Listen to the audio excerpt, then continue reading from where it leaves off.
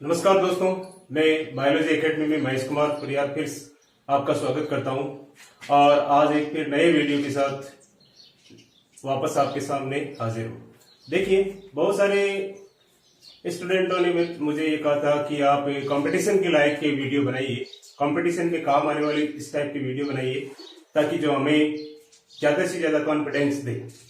तो उन्होंने कहा कि कई प्रकार के जैसे टॉपिक हमारे साइंस से रिलेटेड, बायोलॉजी से रिलेटेड है, उन सभी टॉपिकों के बारे में आप उनके इंपॉर्टेंट क्वेश्चन है उनके ऊपर डिस्कस कीजिए। तो मैं आपके सामने एक कंपटीशन एग्जाम के लिए, एनटीपीसी एग्जाम के लिए, रीट के लिए, पटवार के लिए, इन सभी एग्जामों के लिए कोशिका से जुड़े हुए इंपॉर्टेंट क्वेश्चन को कलेक्ट किया मैंने और उनके ऊपर आज हम डिस्कस करने वाले हैं। अगर मेरा वीडियो आपको अच्छा लगे तो आप लाइक कीजिए, कमेंट्स कीजिए, शेयर कीजिए और साथ में ज्यादा से ज्यादा शेयर कीजिए ताकि उन सभी कॉम्पिटिटर के पास पहुंच सके जो इस कंपटीशन की तैयारी कर रहे हैं।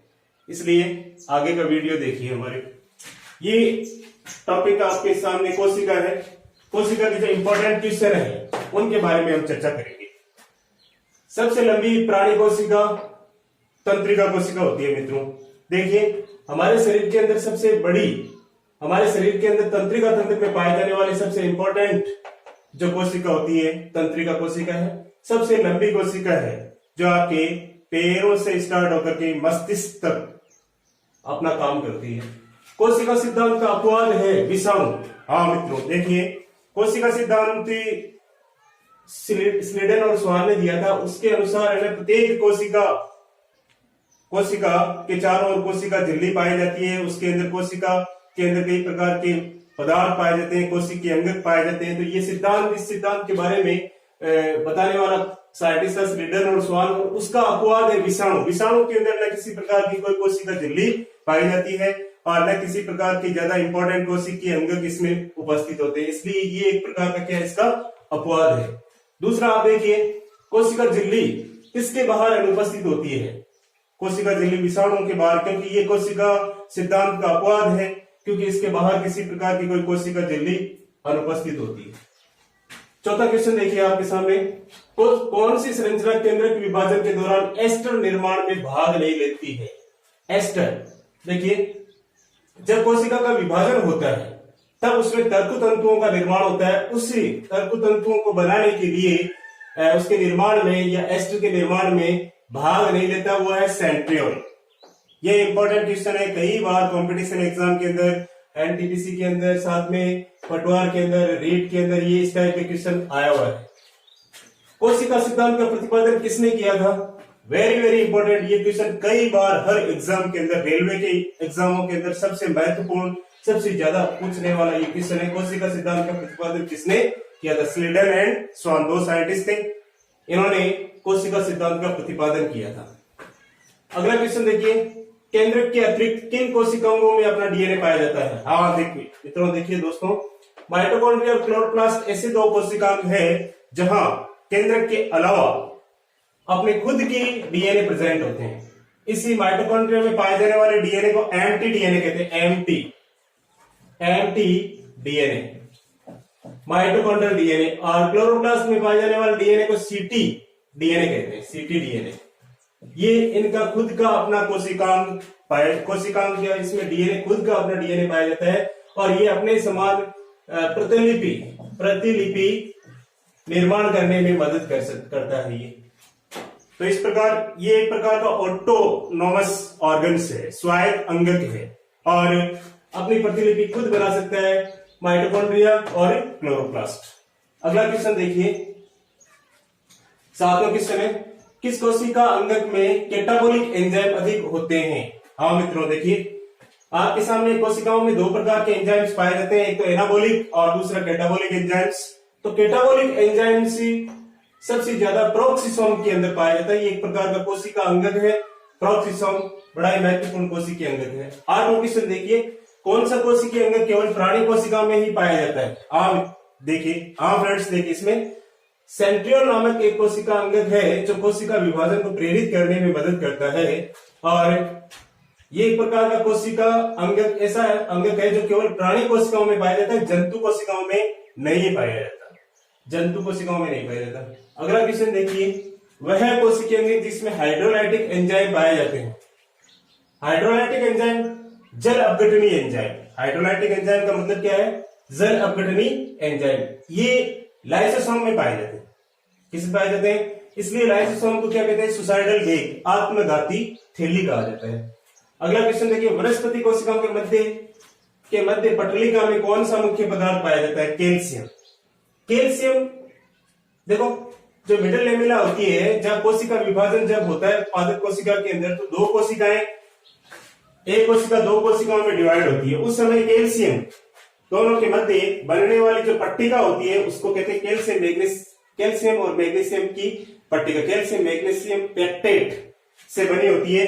तो सबसे ज्यादा मात्रा में मुख्य पदार्थ होता है वो है कैल्शियम। 11वां क्वेश्चन देखिए, प्रोकैरियोटिक कोशिकाओं में कोशिका भित्ति में पाया जाने वाला जटिल कार्बोहाइड्रेट कौन सा है? प्रोकैरियोटिक। प्रोकैरियोटिक मतलब है प्रिमिटिव सेल्स, जैसे बैक्टीरिया वगैरह है, उनके अंदर कोशिका भित्ति में कौन सा जटिल कार्बोहाइड्रेट पाया जाता है? Muramic acid. कौन सा पदार्थ पाया जाता है? Muramic acid. इसके अलावा NaG और NaM, एन एसिटाइल ग्लूकोसेमाइन भी प्रेजेंट होता है, एन एसिटाइल म्यूरेमिक एसिड भी प्रेजेंट होता है। तो ये जटिल कार्बोहाइड्रेट है दोनों, NaM, N acetyl muramic acid, N acetyl glucosamine, NAM और नाग दोनों इसमें प्रेजेंट होते हैं। याद रखना बेटा, ये इंपॉर्टेंट क्वेश्चन आया है, बहुत कई बार एग्जाम के अंदर पूछा गया है, बहुत सारे कंपटीशन एग्जाम के अंदर। अगला क्वेश्चन देखिए, 12वां क्वेश्चन है, कोशिका झिल्ली की संरचना का इकाई कला मॉडल किसने प्रतिपादित किया था? रॉबर्टसन। यूनिट मेम्ब्रेन मॉडल याद रखना, अगर इसको इकाई कला मॉडल या फिर इसको कहते हैं यूनिट मेम्ब्रेन मॉडल।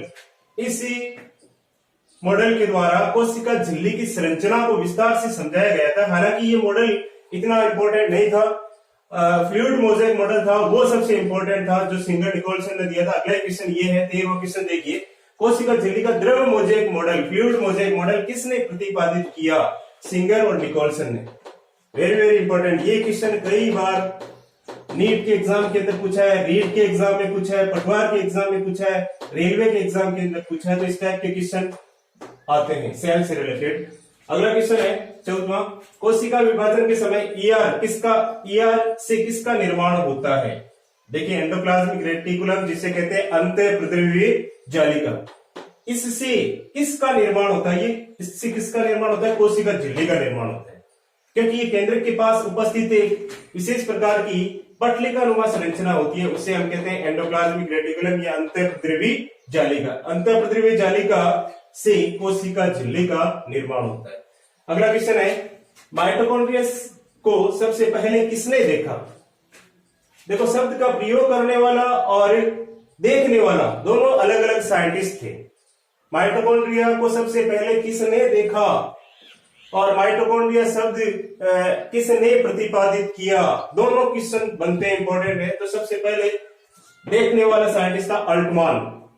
अगला 16वां क्वेश्चन है, समसूत्री विभाजन होता है कार्य कोशिकाओं में? हाँ मित्रों, देखिए, अर्धसूत्री विभाजन होता है जनन कोशिकाओं में और समसूत्री विभाजन होता है कार्य कोशिकाओं में। जनन कोशिकाएं आपके शरीर के अंदर अंडाशय और वृषण ग्रंथियां हैं, ये दोनों जनन कोशिकाएं हैं। और इनके अंदर होने वाला अर्धसूत्री विभाजन और बाकी शेष बची हुई जितनी भी बॉडी की सेल्स होती है उनके अंदर होता है, उनके अंदर एक समसूत्री विभाजन होता है। समसूत्री विभाजन की खोज किसने की थी? वेरी वेरी इंपॉर्टेंट क्वेश्चन है, ये कई बार एग्जामों में पूछा गया है। फ्लेमिंग ने। किसने की थी? फ्लेमिंग ने। फ्रेगमोप्लास्ट का संबंध होता है कोशिका विभाजन से।